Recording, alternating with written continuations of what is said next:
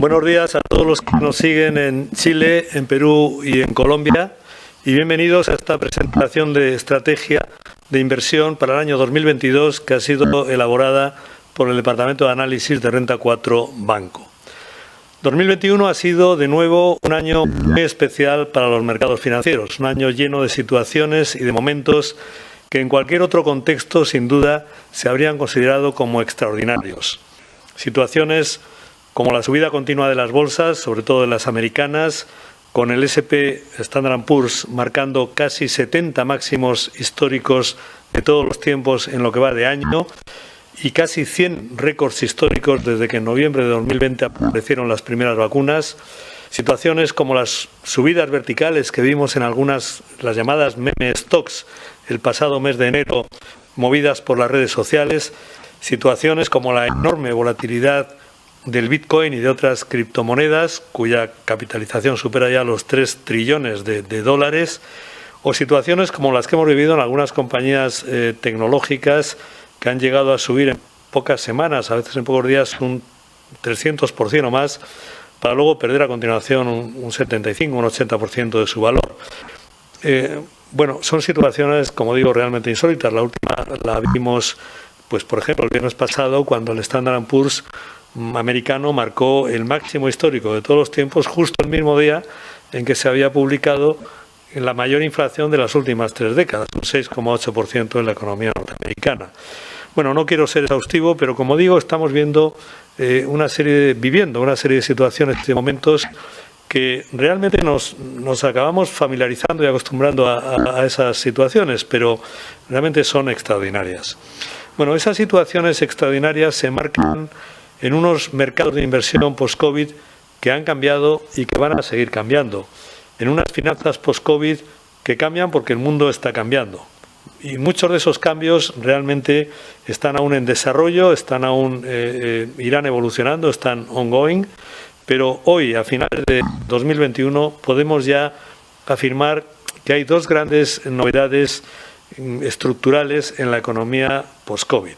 Y esas dos grandes novedades estructurales son, primero, que los tipos de interés cero ya se han convertido en permanentes y, segundo, que la disrupción e innovación tecnológica se han convertido también en permanente y acelerada. Ni los tipos de interés cero ni la disrupción tecnológica es algo nuevo, existían ya desde hace años. Lo que es nuevo es que los tipos de interés cero y la innovación tecnológica se han convertido ya en algo permanente, continuo y que, por decirlo así, forma parte del escenario de los mercados financieros y de la economía en el siglo XXI y en esta etapa post-COVID.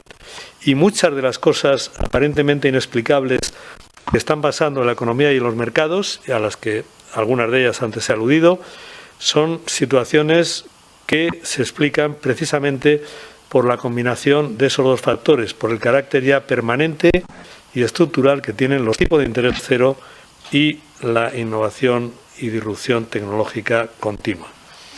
Bueno, esas dos novedades tienen también una traducción en el mundo de la inversión y se traducen como en otras dos grandes novedades en el escenario de inversión. La desaparición del activo sin riesgo, por un lado, y la innovación como elemento esencial, como driver esencial del movimiento de las bolsas. De nuevo hay que decir que ni la desaparición del activo sin riesgo ni la irrupción de la tecnología es algo nuevo, pero sí que de alguna manera en el escenario post-COVID adquieren mucha mayor importancia, ¿no? Y tienen una consecuencia muy directa. Por un lado, al haber desaparecido el activo sin riesgo, es decir, ya no podemos invertir en bonos del Tesoro de alta calidad que nos den un retorno positivo. El bono del Tesoro alemán directamente, nominalmente, da un menos 0,4% a 10 años. El bono del Tesoro americano da el 1,40%, pero en términos reales, con una inflación cercana al 7%, lógicamente no aporta rentabilidad. Y por otro lado, esos activos ya no son seguros porque tienen el riesgo ya no son activos sin riesgo, porque tienen el riesgo de la pérdida de valor del dinero, del deterioro del dinero, ¿no? Por tanto, no tenemos ya activos sin riesgo y eso lo que genera es un enorme flujo de dinero hacia la renta variable, hacia las bolsas.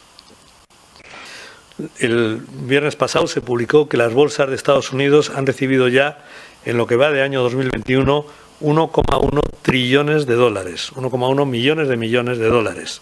Es la mayor cantidad que ha entrado nunca en las bolsas americanas y muy por encima de la que entró el año 2021, 2020, 2019, todos los años anteriores, muy por encima. Por tanto, llega un enorme flujo de dinero hacia las bolsas. La segunda consecuencia conecta con la innovación tecnológica como driver, y lo que hace es que esos flujos que llegan no se reparten por igual, se concentran en empresas, sectores o bolsas que se consideran ganadoras en la nueva economía post-COVID. Eso conecta mucho, de forma muy importante, con la tecnología, conecta con nuevas energías, conecta con telemedicina, conecta con otra serie de sectores que suben muchísimo, pero como digo, la subida se concentra, los flujos de dinero que llegan a la bolsa no se reparten por igual, sino que se concentran en algunas compañías, en algunos sectores y en algunas bolsas. Fundamentalmente ha ido mucho más flujo a las bolsas americanas que a otras bolsas y ha ido mucho más flujo a las grandes tecnológicas, esos 5 o 6 valores que realmente pues han tenido una enorme importancia en la subida de las bolsas americanas, ¿no? Bueno, ese es un fenómeno, como digo, también bastante novedoso. Llega un flujo mucho mayor que el habitual a las bolsas y va a seguir llegando, y por lo tanto se concentra en empresas, sectores y bolsas consideradas ganadoras. A fecha viernes pasado, el Standard & Poor's americano subía más de un 25%, mientras que, por ejemplo, el IBEX español subía solo un 3%, el IPSA de la bolsa chilena subía un 5,5%, el IGBVL de la Bolsa de Lima bajaba un 2,6% y el Colcap de la Bolsa colombiana bajaba un 3,4%. Vemos, por tanto, una enorme dispersión y vemos, por tanto, cómo ese enorme flujo de dinero se concentra de forma muy especial en bolsas que considera el dinero ganadoras y en sectores también que consideran ganadores, porque en la bolsa americana pues los responsables de una gran parte de la subida han sido un grupo de 5, 6, 7 valores, esencialmente las grandes tecnológicas de nuevo este año, ¿no?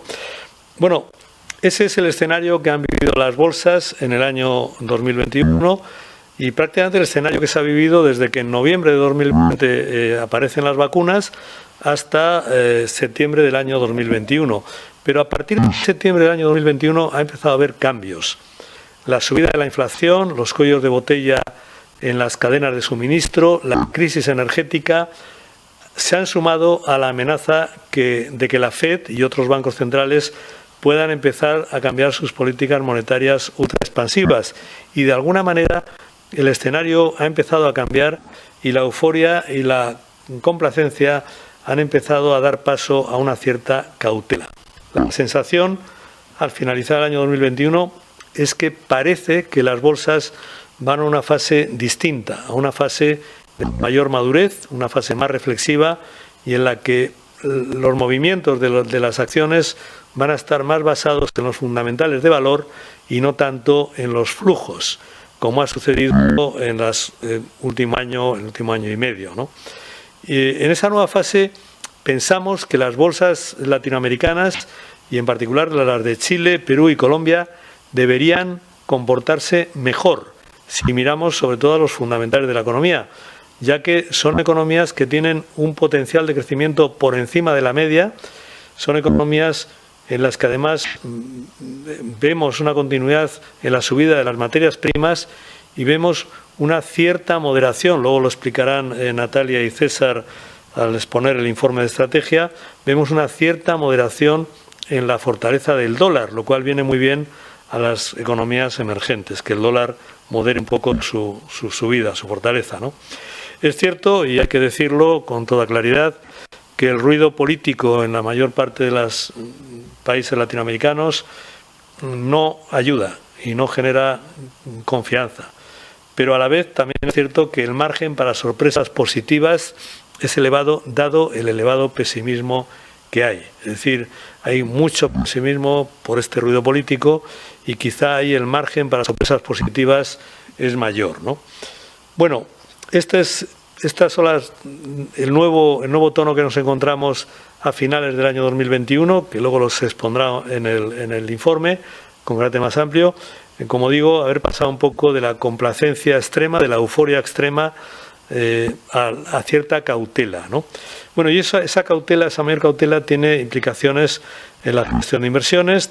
Probablemente vamos a ver bolsas con mayor volatilidad el año 2022. Como he dicho, seguramente la atención a los fundamentales de valor va a ser mucho más importante a la hora de seleccionar valores y seguramente va a haber una mayor diversificación en lugar de esa enorme concentración que antes hemos visto en algunos valores, algunas bolsas y algunos sectores, ¿no? Dicho esto, también hay que decir que a nuestro juicio, a juicio de Renta 4, el escenario básico va a seguir siendo el mismo, es decir, un escenario en el que la FED y los bancos centrales, aunque quieran, no van a poder poner fin a sus políticas monetarias ultra expansivas de forma abrupta. Pueden querer hacerlo porque la inflación se está disparando, pero realmente van a tener muchas dificultades en hacer movimientos abruptos, movimientos, digamos, muy radicales en los tipos de interés, incluso en la liquidez. Y eso determina que pese a la mayor volatilidad y pese al menor retorno esperable, la empresa y la renta variable siguen siendo para el año 2022 el activo invertible de referencia, el activo que realmente es potencialmente mayor generador de valor en el próximo año 2022 y seguramente en los próximos años, en los años sucesivos, ¿no? Años que a nuestro juicio van a seguir dominados por un escenario de represión financiera, es decir, tipo de interés muy bajos por mucho control sobre ellos de los bancos centrales y además con una inflación mayor. Todo ello, como digo, determina un escenario algo diferente.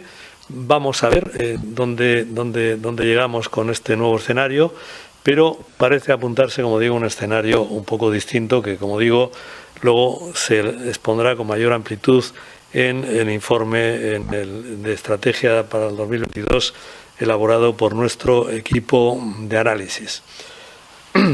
Bueno, quiero terminar con algo que he venido repitiendo en los últimos años en esta presentación de estrategia, y es que una estrategia, un plan de estrategia, no es un ejercicio de adivinación, no es sacar la bola de cristal y decir esto es lo que va a pasar. Una estrategia es una definición de escenarios y sobre todo de un escenario central. Partimos de elaborar un escenario central, pero sabemos que ese escenario central está sujeto a los cambios o a las adaptaciones que determinen las circunstancias. Me gusta repetir aquella frase de Napoleón que decía ninguna estrategia resiste los 10 primeros minutos de combate, de lo que es luego el combate real, pero hay que entrar en el combate con una estrategia y con un plan. Bueno, en las inversiones pasa lo mismo. Tenemos que tener un escenario central, tenemos que tenerlo en base a unos análisis y a unos fundamentales, pero luego los planes se adaptan a las circunstancias y se van de alguna manera, como digo, adaptando a lo que nos pueda deparar la economía y los mercados en este año 2022. Y esto, que es verdad siempre, lo es mucho más hoy en el mundo post-COVID. Bueno, a mí me gustaría ya terminar mi intervención con esa idea, que es la que me gustaría dejarles, y con ello doy la palabra a Natalia y a César para que expongan el informe de estrategia.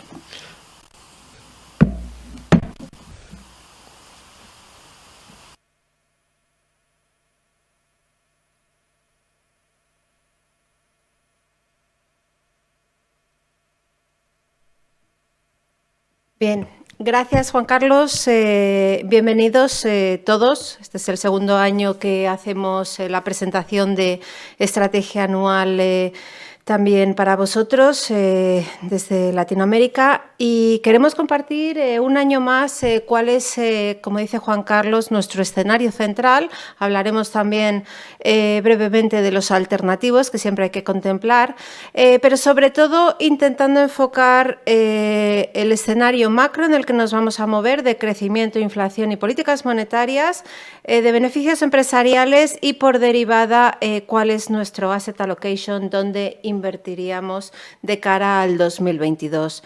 Y como como siempre, empezamos intentando reflejar en la portada de nuestra estrategia cuál es nuestra idea de cara al nuevo año. Y aquí se ve muy bien aquello de lo que ha hablado el presidente. Tenemos una idea en general de normalización. Yo hablaría de 2022 como el año de la normalización del crecimiento, la normalización de los beneficios empresariales y la normalización de las políticas monetarias. Nuestra idea de fondo sigue siendo que hay que estar sobreponderados en renta variable, puesto que, como bien comentaba Juan Carlos, no hay ahora mismo activo sin riesgo.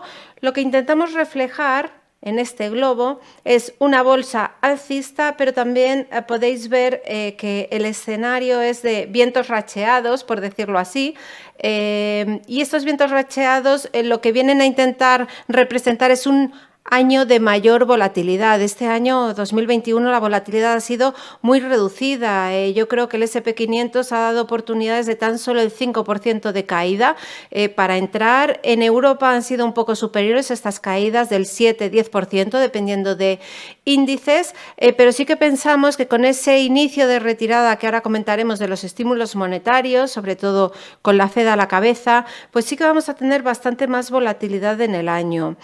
Y aún con todo y aún a pesar de ser positivos con el crecimiento económico, aunque más normalizado, de beneficios empresariales y con las bolsas, sí que creemos que hay una serie de lastres que tenemos aquí dibujados. El primero sería el coronavirus, ahora hablaremos un poco del tema de la pandemia.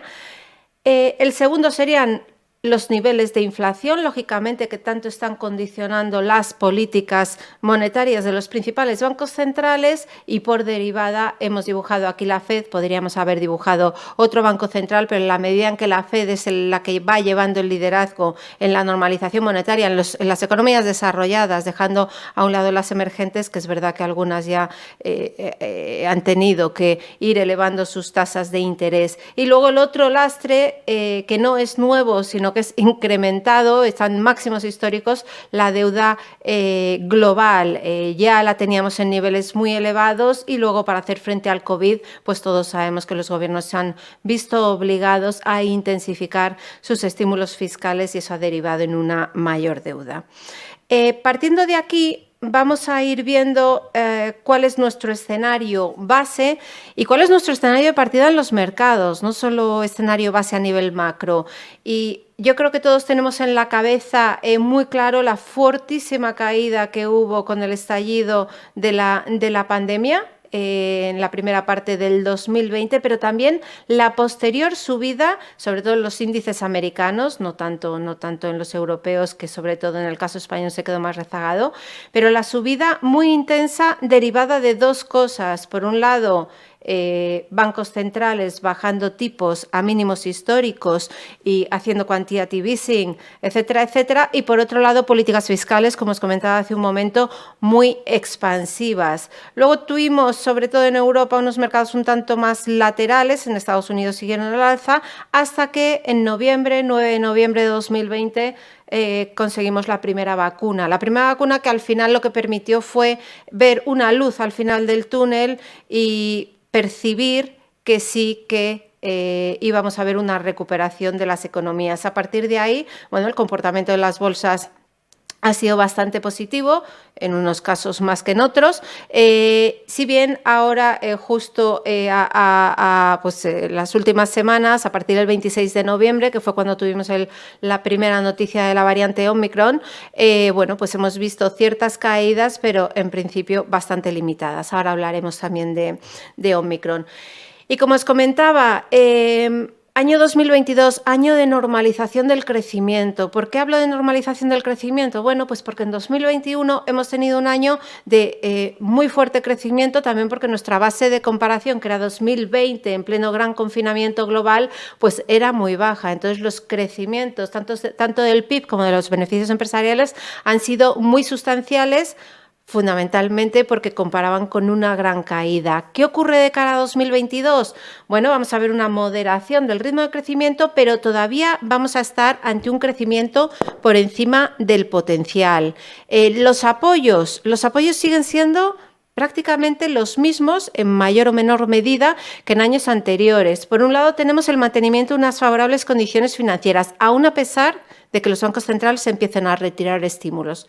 Ahora entraremos en eso. Políticas fiscales, evidentemente, no van, estoy hablando a nivel global, luego a nivel geográfico habría que distinguir. Las políticas fiscales no van a tener un impacto tan positivo como en años anteriores, porque ahí sí que hubo que adoptar medidas extraordinarias para una situación claramente extraordinaria, como ha sido el estallido de la pandemia, pero sí que van a seguir aportando al crecimiento. Creemos que más, de forma creciente, o quien tomará el relevo, en este caso, podría ser Europa, con los fondos de reconstrucción europea, lo que llamamos el Next Generation. Y estos apoyos no quitan que existan riesgos, y riesgos que ahora repasaremos los más importantes. El principal, uno de los principales, es una inflación persistentemente alta que lleve a los bancos centrales a tener que retirar los estímulos demasiado rápido y a romper ese esquema de condiciones financieras favorables. Los dos riesgos principales para el crecimiento son cuellos de botella y rebrotes del COVID, nuevas olas, nuevas variantes. Y luego, por supuesto, tenemos a China, ¿no? China, que ha sido, bueno, como podéis ver aquí, ¿no? Fue el que primero entró en pandemia, el que primero se recuperó de pandemia, y bueno, pues sigue siendo una economía muy, muy relevante, sobre todo para Latinoamérica, porque China es la gran demandante de materias primas, ¿no? Luego hablaremos un poco de materias primas.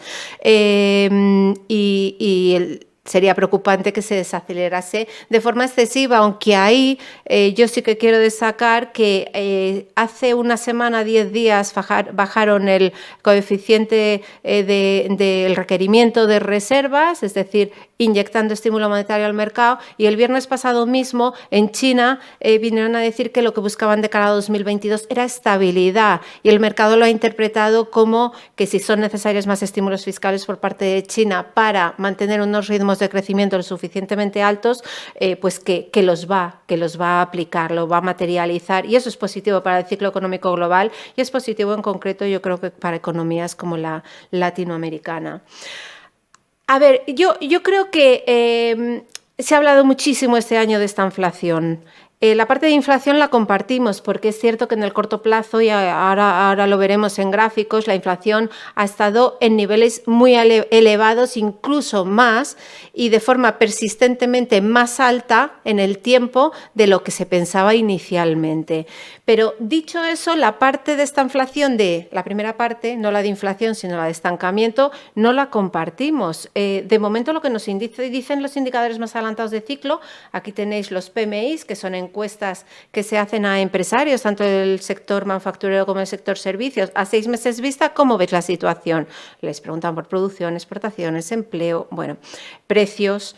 Y en general, yo diría, en general no, todos están por encima de 50. 50 es la división, el límite que divide expansión por arriba de 50 de contracción. Es cierto que unas economías aguantan mejor que otras, pero sobre todo la americana en este caso, y es cierto que hay riesgos. Sector manufacturero fundamentalmente, cuellos de botella, crisis energética, y en el caso de servicios, el tema de las restricciones a la movilidad, que en algunos países pues son más intensas que en otras, pero que ahora veremos es una de las principales claves, ¿no? Que no haya restricciones a la movilidad significativas que pongan en tela de juicio este escenario que estamos describiendo de recuperación económica.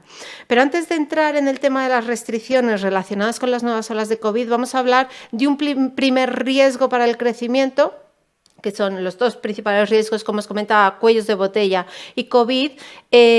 Yo creo que el tema de cuellos de botella es otro tema del que hemos estado hablando muchísimos meses ya. Entonces aquí, ¿qué es lo que ha ocurrido? Bueno, pues básicamente que se nos ha juntado un fortísimo incremento de demanda post-COVID, sobre todo en bienes, frente a una oferta limitada, o bien por restricciones COVID o por una previa infrainversión, pues por ejemplo en el caso de los semiconductores, y han tenido un impacto muy relevante, pues por ejemplo en el sector transporte. Mirad aquí en el gráfico del Baltic Dry Index, el coste de los fletes ha multiplicado por 5. El coste del transporte. Esto al final tiene un efecto derivado en los niveles de inflación clarísimo. Sí que es cierto que el mercado está esperando una moderación, sobre todo en la segunda mitad de 2022, de la mano de que ya no haya tanta demanda de bienes, sino que esa demanda se traslade más a servicios, que haya una reducción de restricciones COVID a medida que se vaya controlando la pandemia y se vaya convirtiendo más en algo más endémico que pandémico, y también ante un aumento de la oferta de transporte, ¿no?, previsto para 2023. Y luego hay otros cuellos de botella, pues en semiconductores, que puede que tarden algo más de tiempo en solucionarse, pero que esperamos que hacia finales del año que viene lo hagan. Materias primas, hemos visto bastante presión al alza. Algo podría moderarse esa presión, igual que, hablando en términos generales, materias primas ha sido un gran año 2021. 2022, bueno, pues podría ser un poquito más moderado, pues básicamente porque China se desacelera, porque se va a recuperar algo de oferta, pero sí que pensamos que de fondo sigue habiendo un entorno positivo para las materias primas. Y luego mercados laborales como el americano, que hemos visto en algunas ocasiones escasez de trabajadores en determinados sectores. La cuestión es cuánto duran estos cuellos de botella, porque los cuellos de botella al final nos afectan tanto a crecimiento, a la baja, como a inflación, al alza, si esos mayores costes de producción se trasladan al precio de venta final. Entonces aquí, bueno, esto es una encuesta de la Fed de Dallas a empresarios en 3 momentos, junio, septiembre, noviembre. En junio, solo un 13% de los encuestados decían que los cuellos de botella iban a durar más de un año. En septiembre, esa cifra ya había subido al 25%. ¿Y por qué es importante cuánto duren los cuellos de botella? Pues porque cuanto más se prolonguen en el tiempo, más daño van a hacer en términos de crecimiento e inflación. Hay un estudio del Eurostat que asume que esos cuellos de botella se extienden hasta finales del 22 y estima un impacto en crecimiento pues entre 0,8 más o menos puntos porcentuales en Estados Unidos y eurozona. Y en inflación el impacto en Europa sería bastante limitado porque no hay tanta capacidad de fijación de precios, y en Estados Unidos más elevado. Esto lo pongo aquí porque es importante tanto a nivel crecimiento como que la inflación se vaya más de lo esperado y no nos permita lo que ahora os voy a contar, que es una salida gradual de las políticas monetarias ultra expansivas. Os comentaba que había dos factores de riesgo principales sobre el crecimiento. Uno, los cuellos de botella, y el otro es el riesgo COVID. Seguimos con nuevas olas, seguimos con una nueva variante. Aquí en Europa pues hemos tenido en las últimas semanas una serie de restricciones adicionales, mayores en algunos países, menores en otras. Aquí tenéis un gráfico del índice de severidad de las restricciones, pues podéis ver que sí que ha aumentado ese grado de restricción a la movilidad en países como Austria, como Alemania, y en cambio en otros pues la verdad es que se ha mantenido bastante contenido. Aquí, ¿cuál es la clave? La clave fundamental es que el vínculo que existe entre número de contagios y número de hospitalizaciones, sobre todo en UCIs o en número de fallecimientos, que ese vínculo que se ha debilitado mucho se mantenga débil. ¿Por qué? Pues básicamente porque si conseguimos que ese número de contagios elevado no se traslade, igual que en las primeras olas, a un elevado número de hospitalizaciones y de fallecimientos, vamos a evitar la presión hospitalaria. Y si se evita la presión hospitalaria, evitamos que los gobiernos tengan que adoptar restricciones a la movilidad muy significativas que, como digo, cuestionen esa recuperación de la actividad económica. Aquí podéis ver entonces estos gráficos, al final lo que te están diciendo es que los casos diarios aumentan mucho de contagios, pero en cambio las muertes diarias y en hospitalizaciones sería lo mismo, pues apenas hay incidencia. ¿Y Omicron? ¿Qué pasa con Omicron? Pues de Omicron sabemos poco porque es algo muy reciente, parece que es mucho más transmisible, de esto hemos leído todos, pero a la vez que es mucho más transmisible, parece que cursa leve. Yo no soy científica, evidentemente, pero lo que sabemos nos confirma esa idea de que por muchos contagios que haya, no hay muchas hospitalizaciones ni muchas muertes. Entonces eso permitiría, como os vuelvo a decir, pues evitar esas restricciones a la movilidad. Una movilidad que de momento se mantiene en niveles elevados, Eso es positivo para la actividad económica y sobre todo para el sector servicios, que en muchas economías supone gran parte del PIB. Así que, bueno, vamos a ver si somos capaces de mantener ese vínculo debilitado y no nos viene a cuestionar las nuevas olas o las nuevas variantes el ritmo de crecimiento económico. Sí que es previsible, evidentemente, que tengamos algún trimestre, sobre todo en Europa, que es donde más restricciones se han adoptado, pues probablemente el cuarto trimestre del 21 y el primer trimestre del 22 sean algo más débiles, pero yo creo que el fondo del crecimiento económico europeo yo creo que sigue siendo bueno. Bien. Una pequeña pincelada a España, una pequeña pincelada a Latinoamérica y seguimos con inflación. Bueno, vamos a ver, España estamos a la cola de la recuperación económica, somos totalmente conscientes, cerca de un 6-7% todavía por debajo de los niveles pre-COVID, que no recuperaremos probablemente hasta principios del 23, hasta el primer trimestre del 23. ¿Por qué estamos a la cola de la recuperación europea? Que eso se ve claramente aquí. Estos somos nosotros, los que más caímos y los que peor recuperamos. Bueno, tenemos un tema claro de estructura productiva. Tenemos un 12% del PIB es turismo, 13% comercio, 6% hostelería. Esto en una situación con restricciones a la movilidad, con nuevas olas, es complicado, ¿no? ¿Qué ocurre? Que sí que es cierto que de cara a 2022, si veis cualquiera de las estimaciones de los principales organismos internacionales, aquí tenéis AFI y aquí tenéis la Comisión Europea, veis cómo destaca España como el país de mayor crecimiento. Y esto se basa, lógicamente, en un catch-up, ¿no? de esa pérdida previa que teníamos, que lo hemos hecho peor. Debería apoyarnos el ahorro acumulado al consumo privado, los fondos europeos a la inversión y el turismo, si se va normalizando la situación sanitaria, también al componente de exportaciones. Y mientras tanto, ¿qué ocurre con Latinoamérica? Latinoamérica, que a nosotros, lógicamente, también nos importa mucho porque tenemos mucha exposición como economía, como bolsa, como compañías españolas, ¿no? A la economía latinoamericana. Bueno, pues yo creo que este es un gráfico que refleja bastante bien cómo se ha roto la correlación que existía casi perfecta en los años anteriores entre, por ejemplo, commodities y divisas emergentes. Es verdad que las divisas emergentes han estado afectadas, lógicamente, también por todas las políticas expansivas, pero yo creo que la gran divergencia entre commodities al alza y divisas, mucho ruido político. Lo comentaba Juan Carlos antes y yo creo que realmente el ruido político es lo que te impide capitalizar la mejora de las materias primas o la mejora en general de otros aspectos, ¿no? De las economías. Entonces, yo creo que como en todo hay apoyos y riesgos.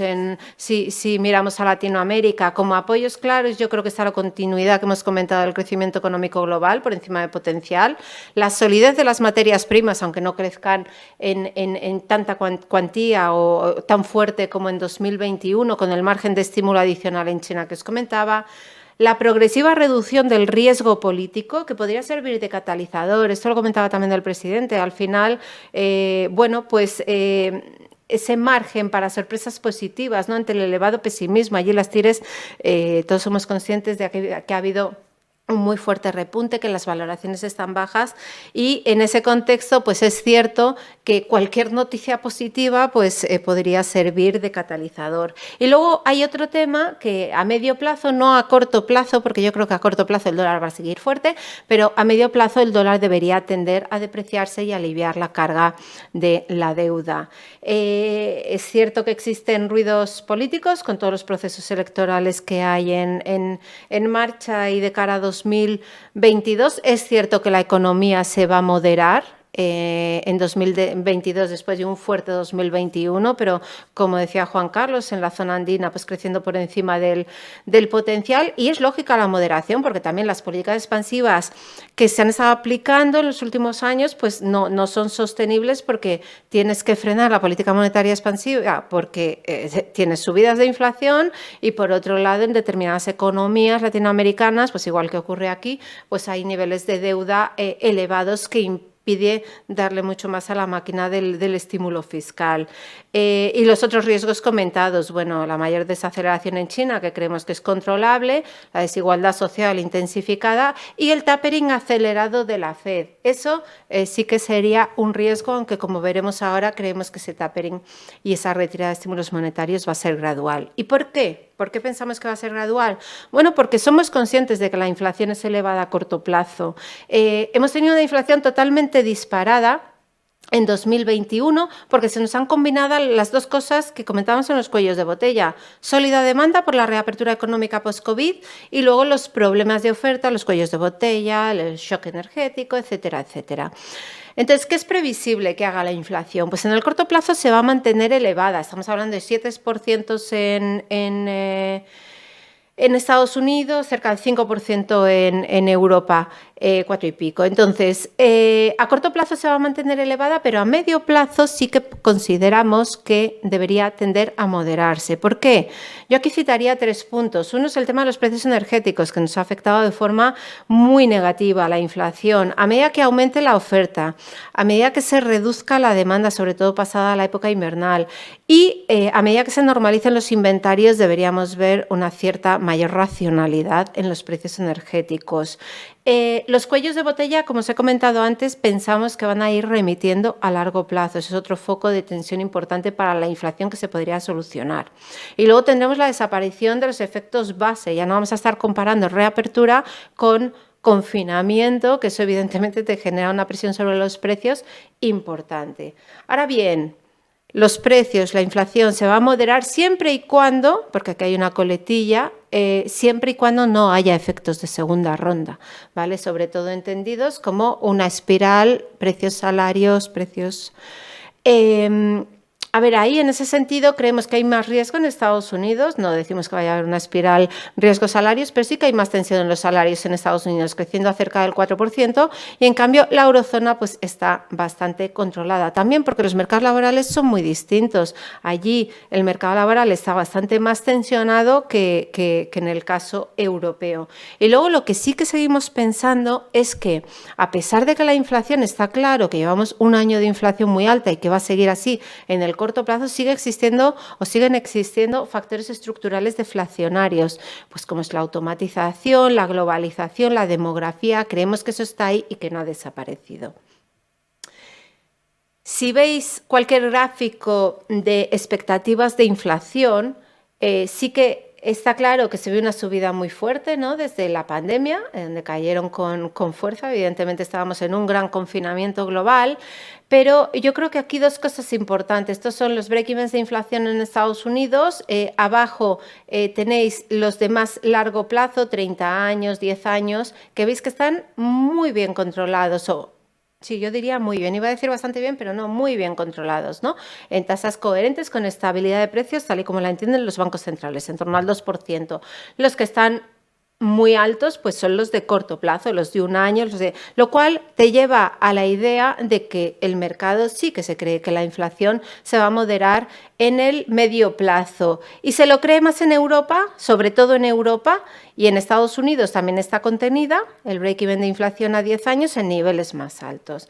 Cuento esto porque esto tiene implicaciones para las políticas monetarias. Entonces, todo esto lo que nos lleva a pensar es que la inflación se va a ir moderando, va a tardar un poquito más en Estados Unidos, tenemos en niveles, pues eso, cercanos al 7% ya, y bueno, yo creo que a finales del 22 todavía andará por encima del 3%. Su objetivo, recordad que es un 2% a lo largo del tiempo. En la eurozona, por esa menor presión en el mercado de trabajo, yo creo que van a bajar más rápido los precios y probablemente a finales de año 2022 ya tengamos la inflación por debajo del 2% objetivo del Banco Central Europeo. Y eso es lo que va a determinar distintos ritmos de salida de los bancos centrales, porque salir van a salir. Cuando digo esto quiero decir, los estímulos monetarios se van a ir retirando porque ya no estamos en la situación extraordinaria que justifica unas políticas monetarias con tipos cero, compras de deuda continuas, no.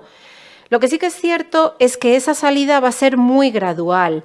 Va a ser muy gradual y eso va a permitir que las condiciones financieras sigan siendo favorables y lo que hay que tener en cuenta siempre que hablamos de que los bancos centrales van a ir retirando liquidez es que el tamaño de los balances, que es esta línea de fondo que veis, va a seguir creciendo. Lo que se va a reducir es el ritmo de incremento, que es esta otra línea, con lo cual la liquidez va a seguir siendo abundante. Menos que en el pasado, está claro, pero va a seguir siendo abundante. ¿Y por qué, vuelvo atrás, va a ser esa retirada de estímulos gradual y no debería afectar a las bolsas de forma excesiva e incluso podría pues, continuar apoyando, ¿no? Que es nuestra idea? Bueno, en primer lugar, por la moderación de la inflación a medio plazo que esperamos. En segundo lugar, porque persisten riesgos sobre el crecimiento. Y en tercer lugar, y muy importante, uno de los lastres que dibujábamos en la portada en nuestro globo era la deuda. La deuda está en máximos históricos, fijaos, tanto en términos absolutos a nivel global. Bueno, no, esto es, perdón, no es en términos absolutos, es en porcentaje del PIB, ¿vale? Por segmentos, y aquí a la derecha tenemos mercados desarrollados y emergentes también como porcentaje del PIB en máximos históricos. Esta situación, esta acumulación de deuda impide una salida rápida de las políticas monetarias ultra expansivas, como comentaba Juan Carlos. Es necesario que se mantenga una cierta complicidad entre políticas monetarias y fiscales. No digo que los bancos centrales tengan que seguir comprando todo lo que emiten los gobiernos, porque en el caso de Estados Unidos claramente ya no lo va a ser. En Europa prácticamente de cara al año que viene, entre lo que compra el BCE, va a seguir comprando el BCE aunque reduzca. Y lo que van a emitir los gobiernos, pues sí que más o menos se seguirá comprando todo, ¿no? Pero sí que pensamos que en este entorno de tan elevada deuda y tanta necesidad de financiación, pues las políticas monetarias, ya digo, no pueden darse una vuelta radical, ni mucho menos, va a ser muy lenta. ¿Y quién va a poder por delante? Pues la FED, claramente. La FED tiene más crecimiento, la FED tiene más inflación. Cuando digo la FED, digo Estados Unidos. Y bueno, hay que mantener también un poco la credibilidad, ¿no? Para garantizar la sostenibilidad de la inflación a medio plazo. Hoy precisamente tenemos reunión de la Reserva Federal. Y ahí la verdad es que teniendo en cuenta las previsiones de crecimiento e inflación, incluso podríamos ver algo de alza en las previsiones de inflación, porque está, si recordáis, a Jerome Powell le quitó el apellido a la inflación de transitoria y entonces creemos que eso se va a reflejar probablemente en una revisión al alza de las previsiones de inflación hoy. Pero lo más importante para el mercado es qué van a hacer con el tapering y qué van a hacer con las subidas de tipos, ¿no? Sabéis que el tapering, la reducción de las compras mensuales de deuda empezó en noviembre, el pasado mes, y ahora la cuestión es si mantienen el mismo ritmo de retirada de deuda o, por el contrario, lo aceleran ante un empleo que se va aproximando poco a poco al pleno empleo, que es su segundo objetivo, y una inflación que está alta. El mercado está descontando que puede haber cierta aceleración.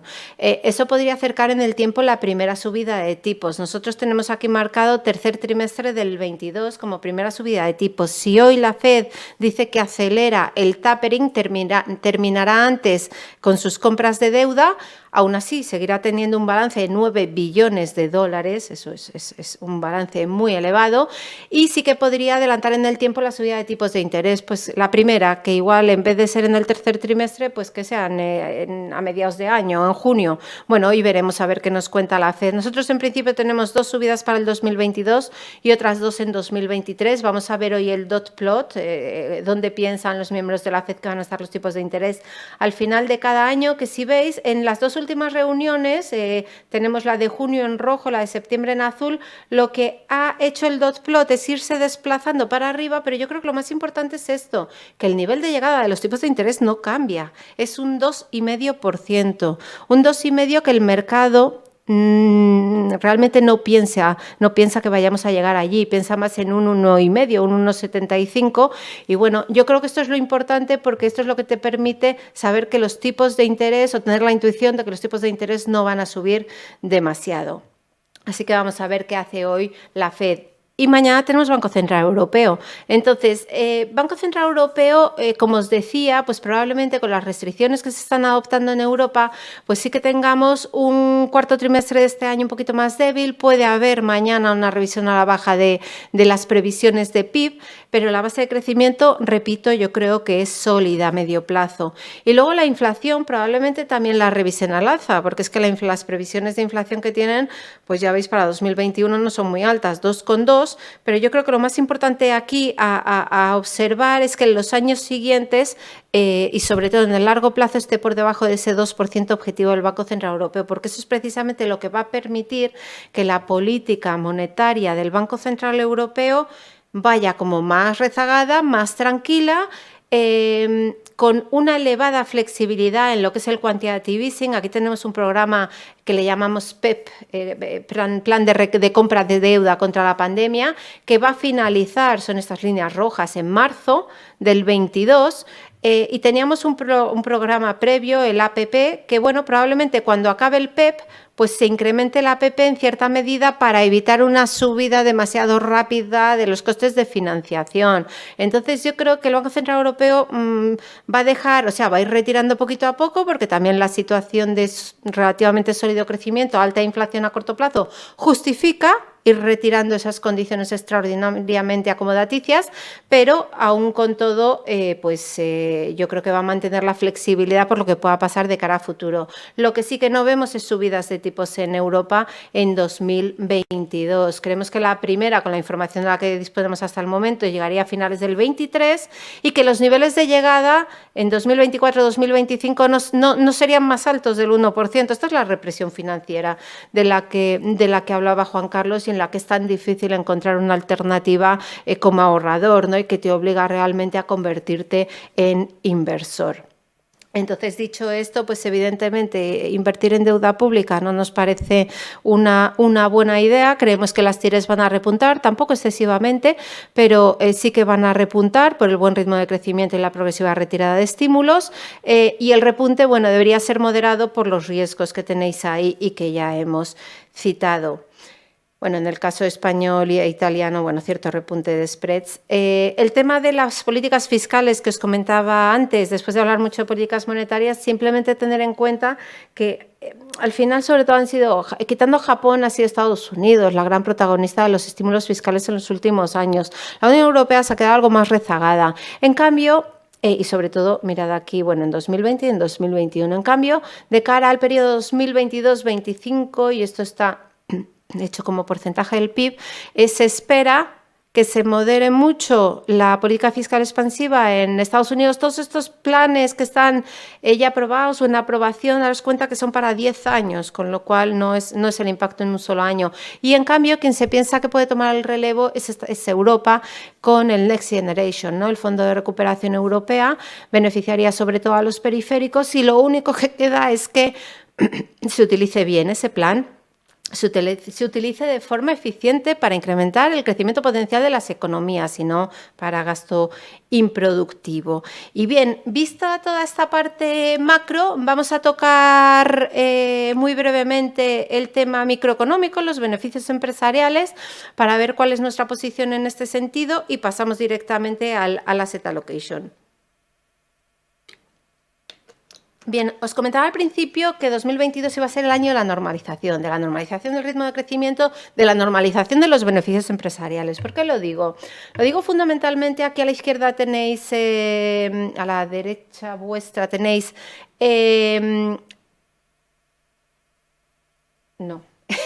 a este lado. Bien, aquí tenéis el Eurostoxx con subidas de crecimientos de beneficios en 2021, fijaos, del 70%, en el SP500 del 45%. ¿Esto a qué se debe? Pues básicamente a la base de comparación. Los resultados europeos cayeron casi un 28% en 2020 y un 11% en Estados Unidos. Entonces tienes una base de comparación tan favorable que tus beneficios suben mucho. ¿Qué ocurre? Que de cara a 2022 ya la comparativa va a ser mucho más homogénea, vas a tener una economía bastante más comparable, ¿no? Entonces ahí los crecimientos de beneficios ya se deberían ir más al doble dígito, llegando al 10%, un poquito por debajo, 7%, 9%.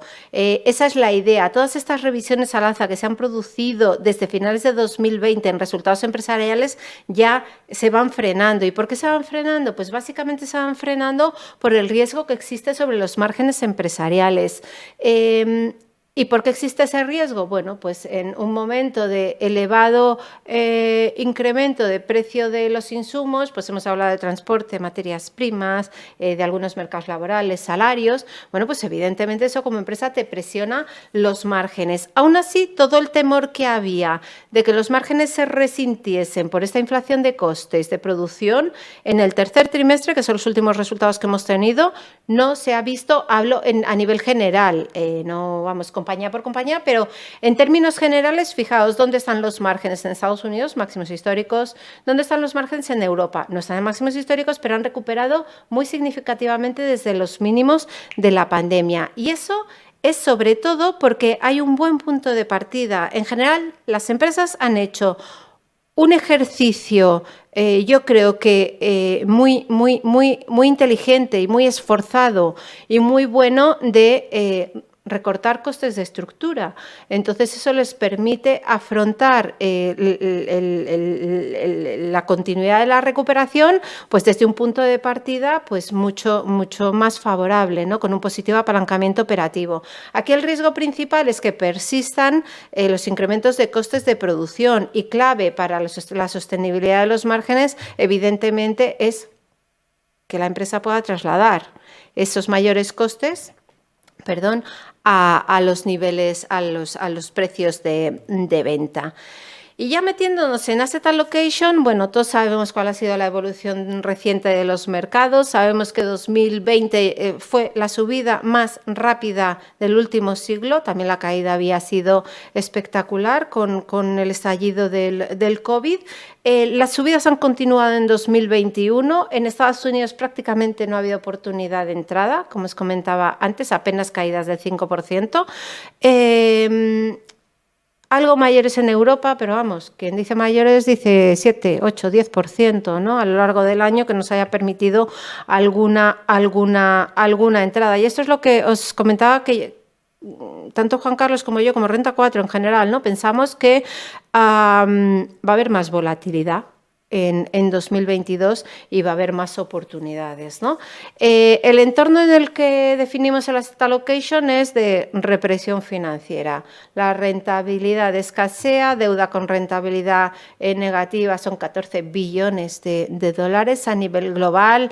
La deuda no te da, o prácticamente no te da. Hay curvas de tipos que hasta el 30 años, como la alemana, están en negativo. Bueno, es complicado, ¿no? Rentabilizar el dinero como ahorrador. Y entonces, en este contexto, nuestra idea sigue siendo que hay que sobreponderar renta variable frente a renta fija. Los apoyos, yo creo que los hemos ido desgranando a lo largo de la presentación. Sí que añadiría una atractiva valoración relativa a la deuda pública y al crédito, en este contexto que hemos descrito de represión financiera, y básicamente flujos buscando rentabilidad, el TINA, el no hay alternativa. Si eso lo ponemos en el escenario que hemos descrito de recuperación económica, de beneficios empresariales, de que los bancos van a salir gradualmente, cierto apoyo de políticas fiscales, a lo que se suma también movimientos corporativos, que hemos visto varios y además con buenas primas, y también una buena retribución al accionista, tanto vía rentabilidad por dividendo como recompras de acciones, yo creo que son apoyos importantes para la renta variable. No quita que haya riesgos, que hay que vigilar. Esos riesgos son los que nos van a permitir esas entradas, ¿no? Esos vientos racheados que nos movían el globo del principio, que nos van a permitir pues, ir encontrando mejores puntos de compra en distintos momentos del año, ¿no? Y básicamente son los asociados a inflación, COVID, esta inflación en el peor de los casos, que no se utilicen bien los fondos de recuperación, riesgos políticos, hemos comentado antes en Latinoamérica, pero también tenemos elecciones aquí en Italia, en Francia, tenemos las midterm en Estados Unidos. Y luego también hay un tema de que las valoraciones absolutas son exigentes. Las relativas a la renta fija no, pero las absolutas sí que son un tanto exigentes, sobre todo en Estados Unidos, lo llevan siendo bastante tiempo, pero lo siguen siendo. Aquí tenéis en gris los PERs, el PER del SP500 en niveles fijados de 20,5 y esta raya punteada gris es su promedio histórico. Bueno, pues se están pagando PERs sustancialmente superiores a la historia, sobre todo en Estados Unidos. Si miráis Europa, no está tan lejos de su promedio histórico y desde nuestro punto de vista, eso es uno de los apoyos de nuestra preferencia por Europa frente a Estados Unidos. En este gráfico lo veis mejor. Esto es un relativo del PER americano frente al PER europeo y estamos en niveles que, bueno, que no veíamos más allá del estallido del COVID, pues de 2011. Entonces, bueno, creemos que esto es algo que se puede ir revirtiendo en cierta medida. Y como os decía, las valoraciones absolutas en Europa no tan exigentes, en Estados Unidos más, pero sobre todo las valoraciones relativas y sobre todo en Europa son muy atractivas. Aquí tenéis una comparativa de la rentabilidad por dividendo del Eurostoxx contra la TIR del Bund, del bono alemán a 10 años. Bueno, veis que el diferencial a favor de la renta variable y eso teniendo en cuenta que solo tiene en cuenta rentabilidad por dividendo, no tiene en cuenta el potencial de apreciación de las cotizaciones. Bueno, yo creo que deja de manifiesto que la renta variable sigue siendo la opción de inversión que tiene mejor rentabilidad-riesgo. Y ya acabando, y a propósito de la liquidez, y lo digo más que nada por los miedos que hay, ¿no?, de retirada de los estímulos monetarios. A ver, hay una... si veis desde el año 2009 tenemos este gráfico, hay una clarísima correlación entre la oferta monetaria global de los bancos centrales y por otro lado tenemos un índice global de renta variable. Hay una correlación cuasi perfecta, diría yo. Bueno, tienes las caídas del COVID, pero desde luego están íntimamente ligados. El miedo que hay en determinados inversores es que cuando empiezan a retirar liquidez los bancos centrales, las bolsas se caigan. Bueno, yo ahí diría y volvería al gráfico, no quiero ser pesada, pero los balances de los bancos centrales siguen subiendo. Lo que se reduce es el ritmo de incremento. Entonces yo creo que siempre y cuando la política monetaria siga siendo lo suficientemente expansiva y no afecte de forma importante a las previsiones de crecimiento y beneficios empresariales, yo creo que las bolsas deberían tener un buen comportamiento. Eso sí, con mayor volatilidad. Nuestros vientos racheados que movían el globo hacia la derecha, hemos tenido una volatilidad muy baja, o sea, quitando pues momentos específicos, ¿no?, de la pandemia, pero la verdad es que los niveles de volatilidad son extremadamente bajos. Han sido algo más altos este año en renta fija por la situación, pero en renta variable han sido más bajos. Y sí que pensamos que estos niveles de volatilidad se van a incrementar. Como os decía, a lo largo de 2022 sí que nos van a dar oportunidades de compra. Aquí tenéis en la parte alta la parte alta de la tabla, no, lo que son los barrotes rojos, Burdeos, son las variaciones interanuales. Aquí os he puesto el Eurostoxx, en la presentación que tenéis larga también a vuestra disposición están también el IBEX y el SP500, y entonces lo que veis, esas son las revalorizaciones en el año, y los puntitos amarillos que tenéis aquí abajo son las caídas intraanuales, es decir, las oportunidades de compra que te ha dado el mercado. Pues fijaos, aquí la caída no ha sido muy pronunciada, la máxima del año ha sido un 7%, pero ha acabado subiendo un 15%. Entonces, ¿qué quiero decir con esto? Que el mercado pensamos que va a ir dando oportunidades de compra. Y como dice Juan Carlos, no somos adivinos, evidentemente. Intentamos coger todos los factores que afectan al mercado e intentar definir un escenario central en el que basar nuestras inversiones. Ese es nuestro escenario base. Tenemos un escenario positivo y un escenario negativo. Creemos que hay que tenerlo todo en cuenta porque además son muchas las variables que están afectando, pues COVID, cuellos de botella, crecimiento, inflación, política monetaria. Bueno, un listado ahí que tenéis enorme y que evidentemente el último caso sería el peor. Esto sería esta inflación, lo que tanto teme el mercado, y un escenario positivo pues sería aquel en el que los cuellos de botella se resuelven antes, la inflación baja antes de lo esperado, la normalización de políticas monetarias monetarias puede ser más lenta, entonces crece más el ciclo económico global y crecen más los beneficios empresariales. Este sería el escenario más alcista. Entonces, bueno, ya os lo he adelantado, sobreponderar renta variable frente a renta fija, aunque en un entorno de volatilidad creciente por ese inicio de retirada de los estímulos monetarios, apoyos comentados, riesgos comentados, yo creo que de sobra. Geográficamente, también lo hemos hablado, preferencia por Europa frente a Estados Unidos. Hemos hablado de las valoraciones más atractivas, os lo he mostrado en un gráfico. Hemos hablado del apoyo monetario, porque el Banco Central Europeo, aunque vaya retirándose, lo va a hacer mucho más lentamente que la Reserva Federal. Y luego también hay un tema importante de composición de índices, que en el caso europeo pues hay mucho más componente value o ciclo, que en el entorno que os hemos descrito, de que creemos que va a tener continuidad el ciclo, el crecimiento del ciclo económico global, pues creemos que puede ser positivo para la renta variable europea. Un pequeño guiño al dólar. Más que nada, bueno, suele haber bastante interés en el dólar, ha estado muy fuerte, el billete verde ha estado muy fuerte en 2021, mucho tiene que ver que la FED vaya a ser la primera en tensionar su política monetaria y que el crecimiento es mayor allí que aquí, de momento. A corto plazo se podría mantener elevado, pero también es cierto que a medio plazo pensamos que debería tender a depreciarse, pues por esa progresiva reducción del diferencial de crecimiento a favor de Europa frente a Estados Unidos, porque yo no sé si tanto por aceleración de retirada del quantitative easing del BCE, que no lo veo mucho, pero sí que igual porque la Reserva Federal no retire estímulos tan rápido como está pensando el mercado, ya veremos.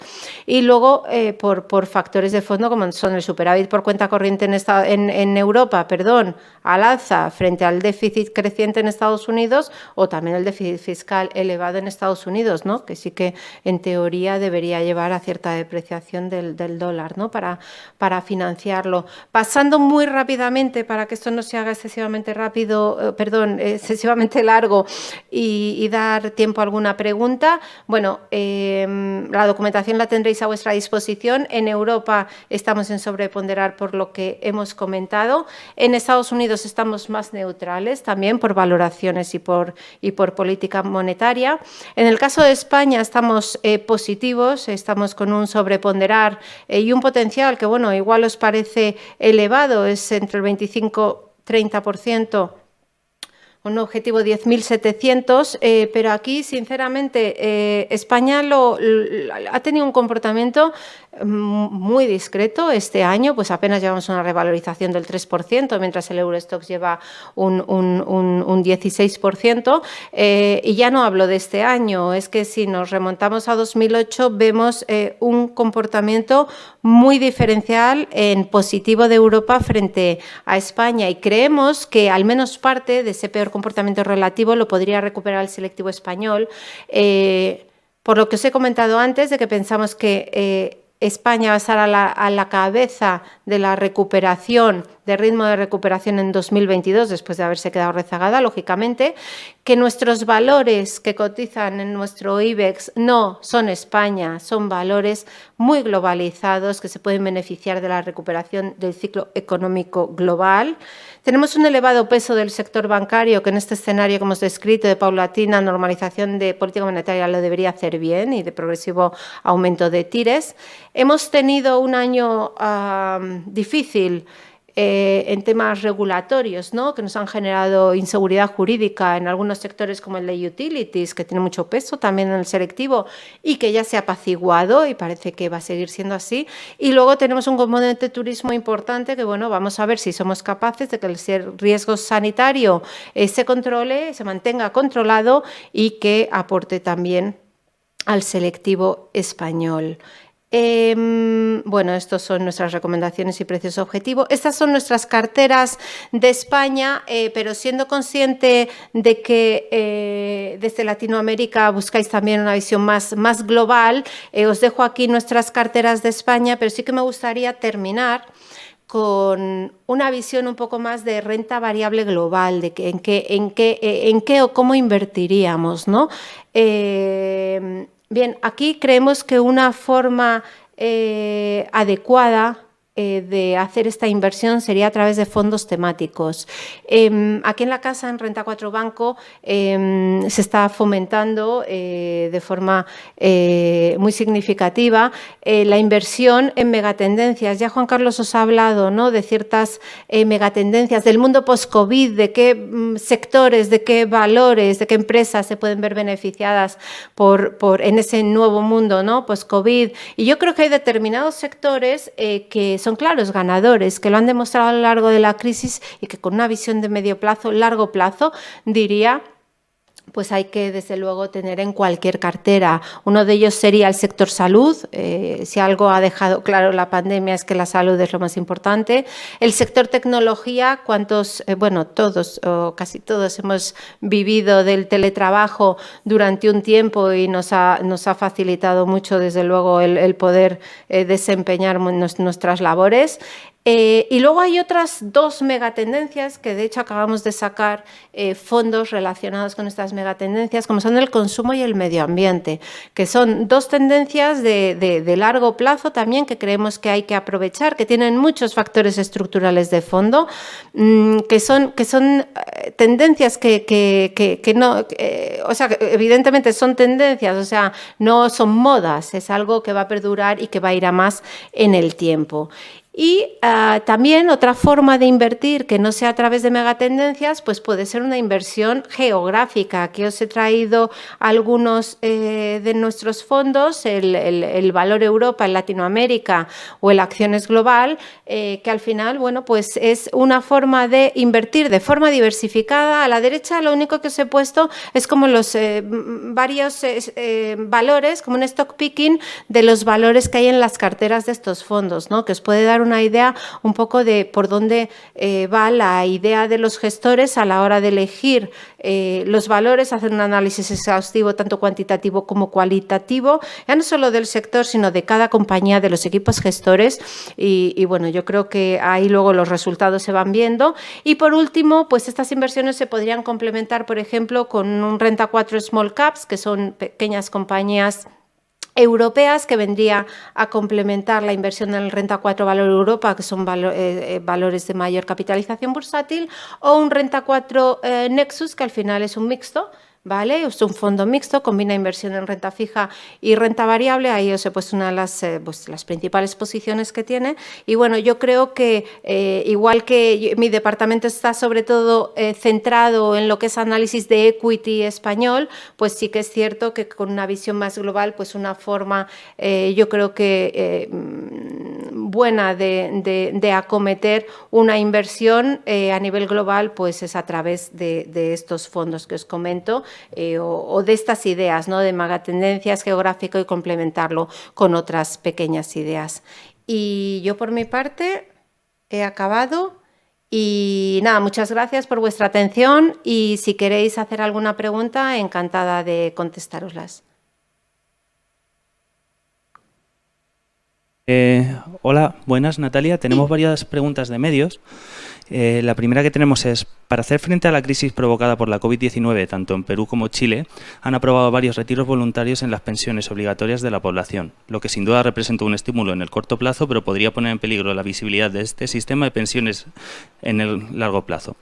¿Piensan que vamos a acabar en un sistema de pensiones similar al que existe en Europa dependiendo del estado? De ser así, ¿qué implicaciones en el déficit público podría conllevar eso?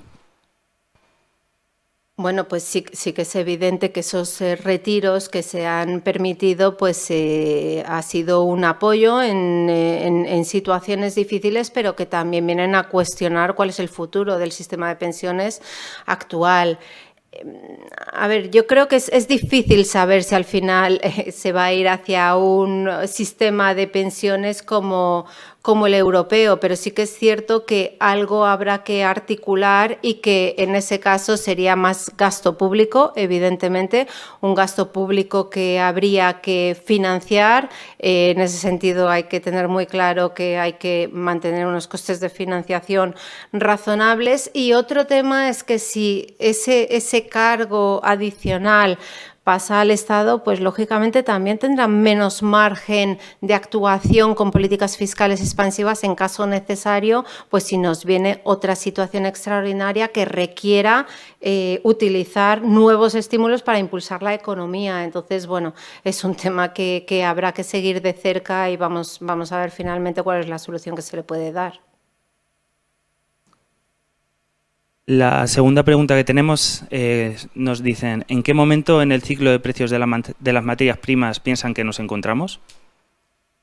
Bueno, ahí hemos hablado antes un poco de materias primas cuando poníamos ese gráfico de cómo se había descorrelacionado, ¿no? El comportamiento de Latinoamérica, que en general era bueno cuando las materias primas subían y que achacábamos sobre todo al ruido político, que no había permitido capitalizar. Bueno, yo aquí diría, y hablando en general, porque cada materia prima al final es un mundo, tiene sus factores condicionantes, pero en términos generales yo lo que diría es que 2021 ha sido un buen año, en general para las materias primas, asociada a la recuperación de la demanda muy fuerte, sobre todo post-pandemia, y a una oferta, bueno, pues que en algunos casos pues no era la suficiente, ¿no? ¿Esto se va a mantener? Yo diría que sí se puede mantener. Yo creo que el fondo es bueno, lo hemos descrito, de un ciclo económico que va a seguir creciendo por encima de potencial. Una China, que es la gran demandante de materias primas, que, como digo, se va a desacelerar. Pues las estimaciones oficiales dan más o menos 8% de crecimiento para 2021, 5% para 2022. Es una desaceleración, sí, importante, pero yo creo que ahí lo más importante es lo que os comentaba al principio, que tienen margen de actuación y el Gobierno está dispuesto a hacerlo y el Banco Central está dispuesto a hacerlo, aplicar más estímulos monetarios y fiscales en caso necesario, porque lo que quieren hacer es garantizar la estabilidad económica. Entonces, yo creo que por el lado de China sí que podemos tener un apoyo a las materias primas y, a ver, yo no creo que las materias primas vayan a tener un comportamiento en 2022 tan positivo como en 2021, pero sí que creo que debería seguir siendo relativamente bueno. La siguiente pregunta nos dice, desde su punto de vista como inversores europeos, ¿cómo están percibiendo el ruido político que estamos viviendo en la región andina? ¿Es un factor que les esté retrayendo de invertir en la región? Claramente sí.